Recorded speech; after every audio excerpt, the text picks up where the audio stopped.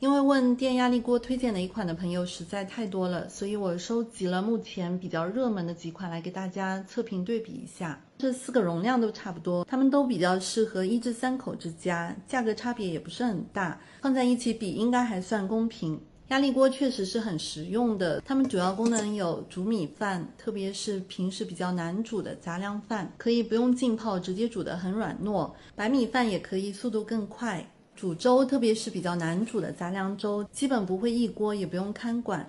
煲汤炖肉，特别是一些难炖的牛羊肉蹄筋，可以炖得很软烂。所以我是主要针对这几项功能做了一些对比测试。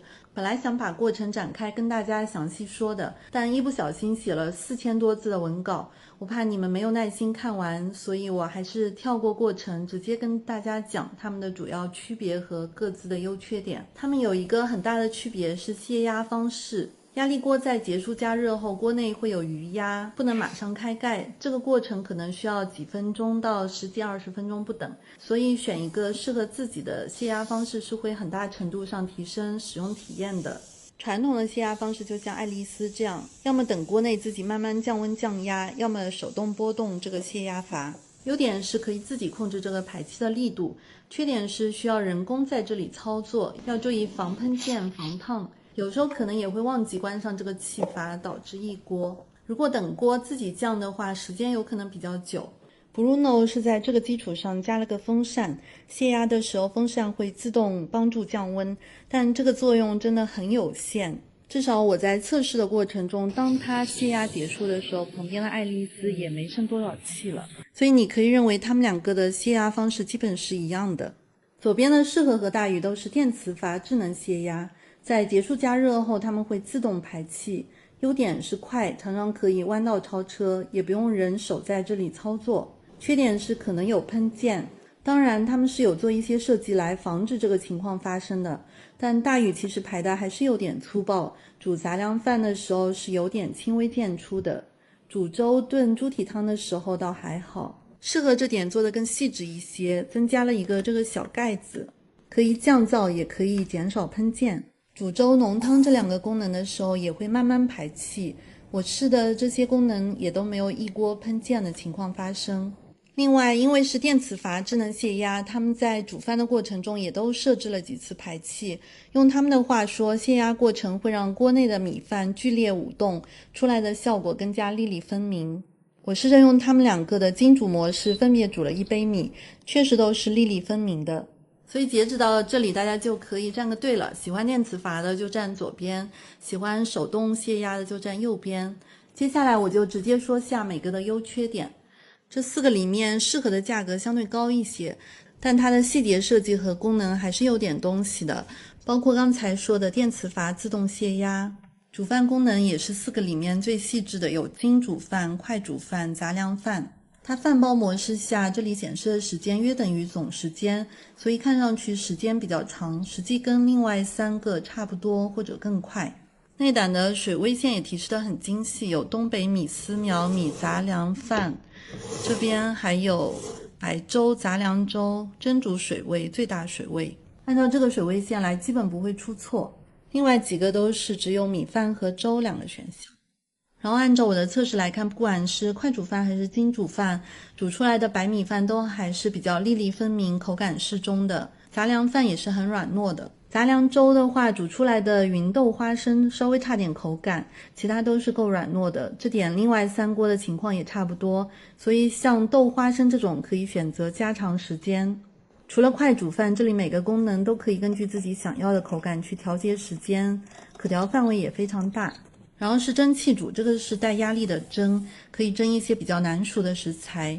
另外还有开盖煮，这个功能4个锅都有，可以不用换锅收汁，或者煮点叶菜面条。只是适合的这个功能单次时间最长只有20分钟，另外几个都时间长很多。无水局也可以调节温度，110到140度可选，另外几个的无水局是没有温度可选的。这个功能可以不用加水局点红烧肉、排骨、鸡肉之类的。低温料理40到90度可选，时间最长可以12小时，所以这个功能其实也是可以做酸奶发酵的，还有比如做低温牛排、温泉蛋这种。炖肉功能也分得很细，是按肉的品种去分的。我试了用豆提精功能去炖猪蹄汤，里面还加了黄豆、芸豆、花生、芋头、山药，每个都炖得很软烂。它还有个快速泄压中途加菜功能，泄压加菜之后会继续之前的程序，但我觉得这个功能其实没太大必要，因为你们看我炖猪蹄的时候，一开始加进去的芋头、山药出锅的时候也都是很完整的，并没有糊掉。当然缺点也是有的，确实是会存在一些卫生死角，像这些地方缝隙比较多，可以借助纳米海绵会好擦一点。另外这种锅盖一体的清理起来是会麻烦一点，好在它这个内盖和排气阀是可以拆卸的。另外3个都是分体式的，但可能开盖的时候得给锅盖找个好位置，所以我觉得有利有弊吧。然后它只有一个不粘涂层内胆，如果能有一个不锈钢内胆，我觉得会好一些。另外还有一个不锈钢支架配件。大宇这款也是电磁阀泄压，价格是这4个里面最便宜的，占地面积也最小。有不粘涂层内胆和304不锈钢内胆2种可以选，你可以选其中一个，也可以选2个，这点还是蛮好的。但它的泄压方式还是有点偏粗暴的。功能主要分2个模式，一个是压力模式，还有一个是微压模式。它没有专门的杂粮饭功能，可以用精华饭去煮杂粮饭。但精华饭我试了2次，底部都有少许锅巴，杂粮饭和快煮饭口感都是偏软的，这点倒是可以通过调节时间来调整到自己喜欢的口感。它每个功能也是有比较大的时间范围可调的。还有比较特色的发芽米，它应该是创造一个温度环境，促使米饭发芽再煮熟。发芽米饭就是口感更有嚼劲，营养更丰富一些。也有蒸的功能，蛋糕功能我没有试过，但我以前用其他电饭煲做过，其实也是可以的。压力模式下是常规的4格，还有无水局，相比另外几个主要是没有低温酸奶发酵这个功能。煮粥的效果和另外3个差不多，猪蹄汤默认时间比较短，所以没有另外3个软，喜欢软的话可以自己加下时间。它的开盖收汁功能是要拿掉锅盖后才会跳出来。布鲁诺也是双内胆可选，白色的这个是陶瓷釉，另外一个是316不锈钢，内胆材质还是蛮好的。这里的功能都是比较常用的，煮饭只有一个功能，如果煮杂粮饭的话需要调节下口感到偏软。我用了最长时间保压30分钟后煮出来的杂粮饭是比较软糯的，默认时间煮的白米饭也是偏软的。炖肉它也是按肉的类别分的，豆提精炖出来的猪蹄也很软糯。杂粮粥的效果跟大家的差不多，开盖煮最长可以1个小时。还有只有它的是触摸屏，其他几个都是旋钮按键式的。爱丽丝也是手动泄压阀，是这4款里面容量最小的，只有 2.2 升，大概比另外3款少煮2杯米，但同时还有4升可选。功能其实也蛮多的，基本功能快煮饭默认时间出来的口感稍微偏硬了一些，但煮的杂粮粥、杂粮饭、猪蹄汤都还是很不错的，比较软糯。每个也可以再根据自己的需要调节口感和时间，可选范围也是比较大的。特色功能也挺有特色，也有营养蒸无水局，温度发酵功能从30到100度可选，火锅功能从1至5档可选，也可以用这个功能进行开盖收汁，但他家目前也是没有不锈钢内胆的，随机器会配一个这样的塑料蒸架。好了，希望对大家的选购有帮助，那今天就先这样，拜拜。今天来拍一个开箱哦，好久没开了，看我也好久没拆了。都是大家伙，好久没拆了，我老公都没有表现机会了，今天来让他表现一下。第一个是什么？菜板的赠品，磨刀器，就是这样，这个没什么好介绍的。好了，继续。这是什么东西？碎冰的吧，应该。这样子用这个水。什么呀？你怎么一点都不懂啊？这个。对啊，导汁棒。这样的。因为夏天到了嘛，肯定要常常做果汁的。这个是那个水冷风扇，加冰水就可以出那种冰雾，然后加普通常温的水嘛，就是普通的那种水汽。开关是有点隐蔽的，是这个。这怎么开啊？我不会。你也不会？哦，可以了，可以了。它触摸的。有风了吗？触摸的。现在哎，有风了。可以了，可以了。哎，还挺凉快的。这个主要是放桌面上当一个小风扇用的，然后同时它可以加水，这里有个水箱。诶，水箱怎么开啊？哦，水箱也很隐蔽的。后面啊，哇，直你别给我接拿掉。暴力拆解了。没，就这里可以加水，加水进去之后就可以出那个水雾，就补水的同时又比较凉快。我以前有一个很小的那种手持的补水仪，夏天还是感觉挺舒服的，特别是在外面晒了之后。好的好的。让我加好了。估计模式要换一个，只出分的。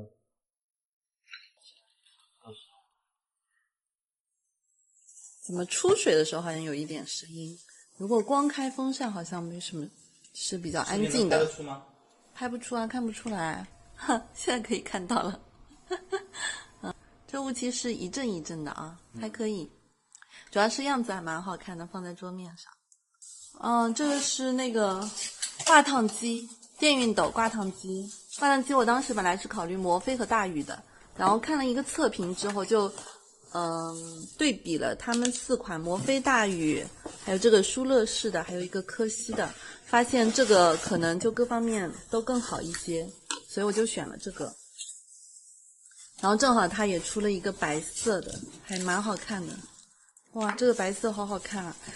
这边有一个按钮的。按钮这样子转不开，按钮按住它转开。然后再加水。这有个水位表。那个就是量杯之类的吧？就平时就放在这里收藏。然后这些地方都有一个小角度的那种，都可以运。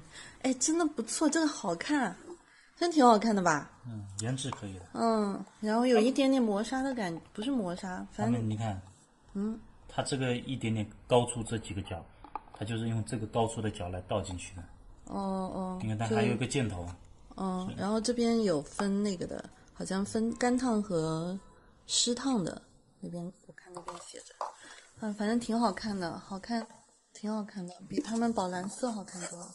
因为夏天到了，很多衣服像棉啊，还有雪纺的这种，如果不用挂烫机烫一下，有时候皱皱巴巴的就很没有品质感，所以这个一定是要的啦。这就是那个原汁机，之前我是有一个蓝色的，但是因为我家里人都很喜欢喝果汁，所以我当时就订了2台，一台白色，一台蓝色的。然后因为白色它到货晚嘛，我也到了好多天了，我才刚拆。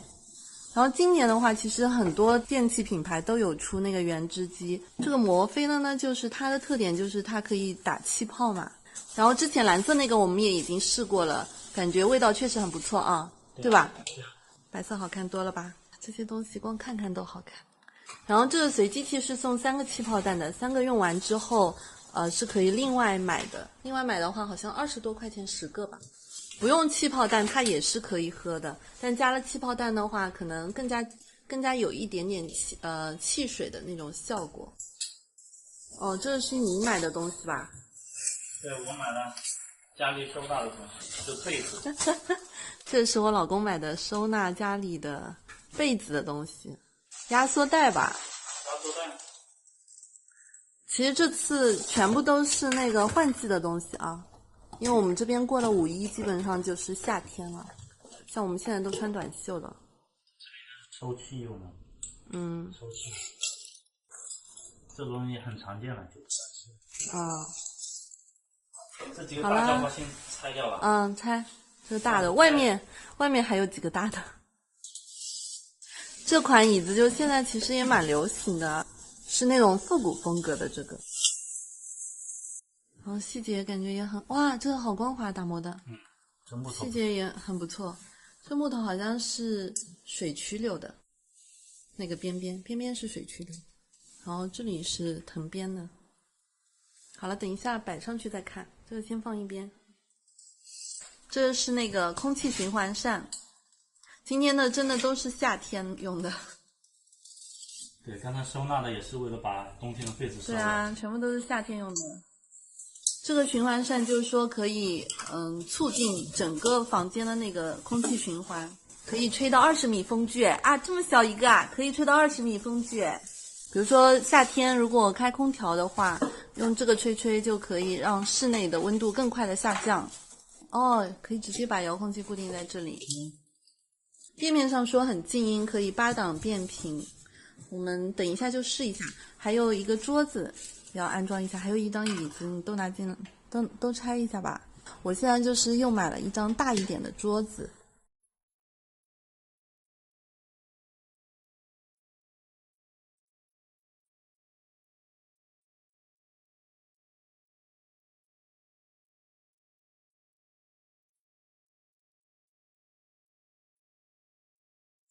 Hello, do you remember me? I am your long lost pen pal. It must have been 10 years ago we last wrote. 风量大一点， I don't really 声音也很轻的。基本上听不到，我在附近。